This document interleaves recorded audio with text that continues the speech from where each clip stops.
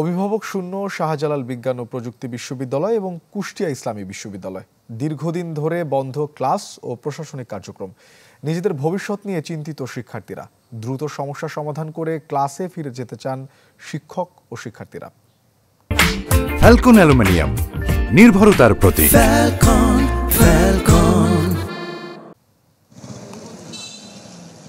ছাত্র জনতার অভ্যুত্থানে শেখ হাসিনার সরকারের পতন হলে পদ ছাড়েন শাহজালাল বিজ্ঞান ও প্রযুক্তি বিশ্ববিদ্যালয়ের উপাচার্য। শিক্ষার্থীদের আলটিমেটামে পদত্যাগে বাধ্য হন উপাচার্য ও রেজিস্ট্রার সহ ৭০ জনেরও বেশি কর্মকর্তা। ফলে কার্যত অভিভাবক শূন্য সিলেটের এই উচ্চ শিক্ষা প্রতিষ্ঠান। বিভিন্ন ছুটির পাশাপাশি শিক্ষক শিক্ষার্থীদের আন্দোলনে চলতি বছর ৮ মাসের মধ্যে ৩ মাসই বন্ধ ছিল বিশ্ববিদ্যালয়। উদ্ভূত পরিস্থিতিতে এখন অনেকটাই স্থবির একাডেমিক ও প্রশাসনিক কার্যক্রম। তাতে দেখা দিয়েছে সেশন জটের শঙ্কা। সবকিছু একদম স্থবিরতা আছে, মানে কোনো কিছু কার্যক্রম চলতেছে না। এতে করে স্টুডেন্টদের অনেক ভোগান্তি হইতেছে।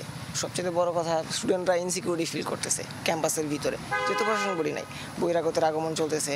সবকিছু মিলে আসলে ক্যাম্পাসটা এখন ভালো নেই। যেখানে আমাদের 6 মাসে আমাদের সেমিস্টার শেষ হওয়ার কথা, সেখানে 8 মাস হয়ে গেছে, এখন পর্যন্ত আমরা আমাদের সেমিস্টার ফাইনালে বসতে পারিনি। বিশ্ববিদ্যালয় ক্যাম্পাসে আবার প্রাণ ফিরুক এমন প্রত্যাশা শিক্ষকদের।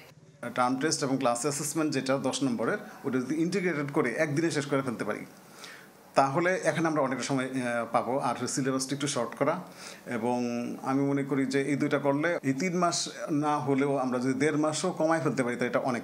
সবার কথা চিন্তা করলে আমরা বলবো যে যেই ক্ষতিটা হয়ে গেছে ওটা হয়ে গেছে। এখন এটা থেকে যতটুকু পারা যায়, শতভাগ রিকভারি না হলেও 30-40% রিকভারি সম্ভব। প্রায় একই অবস্থা কুষ্টিয়া ইসলামী বিশ্ববিদ্যালয়ের। টানা 1.5 মাসেরও বেশি সময় ধরে সেখানে চলছে না একাডেমিক কার্যক্রম। এমনিতে অলরেডি আমরা কোভিডের অনেক গ্যাপ আছি, তো সেটা আরও আমাদের উপরে আরও বেশি ইম্প্যাক্ট ফেলতেছে। এখন আমরা চাই দ্রুত বিসি নিয়োগ দিয়ে আমাদের ক্লাস শুরু করে দিবে এবং সেমিস্টার যদি অতি দ্রুত শেষ করা যায় সেই বিষয়ে পদক্ষেপ নিতে হবে। আর্থিক বিষয়গুলি যেগুলি আছে, রেজিস্ট্রিতে অনেক ফাইল আমাদের বিশ্ববিদ্যালয়ের ছাত্রদের সংশ্লিষ্ট যে সমস্ত ফাইলগুলি, সেই ফাইলগুলি আমরা দ্রুত আশা করি সেগুলি অনুমোদিত হয়ে আসবে। তখন এই কার্যক্রমগুলি আমরা সক্রিয় করতে পারি। সক্রিয় করতে কোনো সমস্যা হবে না। শুধু পড়ালেখায় ব্যাঘাতই নয়, ক্যাম্পাসের নিরাপত্তা পরিস্থিতিতেও বেশ নাজুক বলে দাবি ছাত্রছাত্রীদের। তাই রাত জেগে বিভিন্ন আবাসিক হল পাহারা দিচ্ছেন শিক্ষার্থীরা।